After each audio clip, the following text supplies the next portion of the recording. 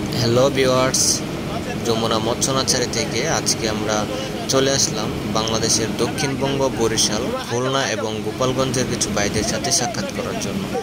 তো আমরা ভাবলাম যে তোমরা পদ্মা পাড়ি দিয়ে যাব, তো পদ্মা নদীর জন্য আমরা কিছু মাছ নিয়ে আসলাম। এই মাছগুলো আমরা পদ্মা নদীতে উন্মুক্ত পানিতে ছেড়ে দেব। এই বিষয়টা আমার খুবই আগে থেকে কাজ করছিল যে আমি কিছু মাছ উন্মুক্তভাবে পদ্মা নদীতে ছাড়বো। তো সেই স্বপ্নটা আজকে আমার পূরণ হলো। তো আপনাদের কাছে আমাদের এই ভিডিওটা কেমন লাগছে অবশ্যই কমেন্ট করে আমাদেরকে জানাবেন।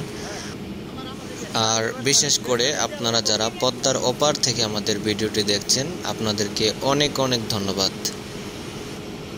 বাংলাদেশটা যে এত সুন্দর, আর বাংলাদেশের যে এতটুকু সৌন্দর্য পদ্মা নদীর ওই পারে অপেক্ষা করছে, সেটা আমাদের জানা ছিল না। আজ সরাসরি তা দেখলাম। বিশেষ করে বরিশালের অনেক ভাইয়েরা আমার সাথে যোগাযোগ করতে চেয়েছিলেন, আমার সাথে সাক্ষাৎ করতে চেয়েছিলেন। তো আমি অনেক ভাইদের সাথে সাক্ষাৎ করেছি ইতিমধ্যে। আর অনেক ভাইয়েরা রয়েছেন যাদেরকে আমি ফোনে পাইনি, আপনারাও আমার সাথে সাক্ষাৎ করতে পারেন নাই। গোপালগঞ্জের অনেক ভাই রয়েছেন, সাক্ষাৎ করতে পারেন নাই। আর খুলনার অনেক ভাই রয়েছেন যাদের সাথে সাক্ষাৎ হয়েছে, ওঠা বসা হয়েছে।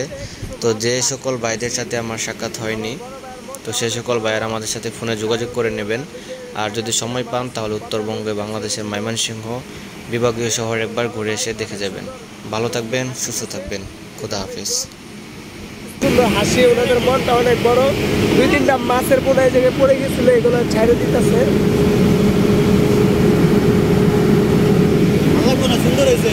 ওকে ওকে, থ্যাংক ইউ।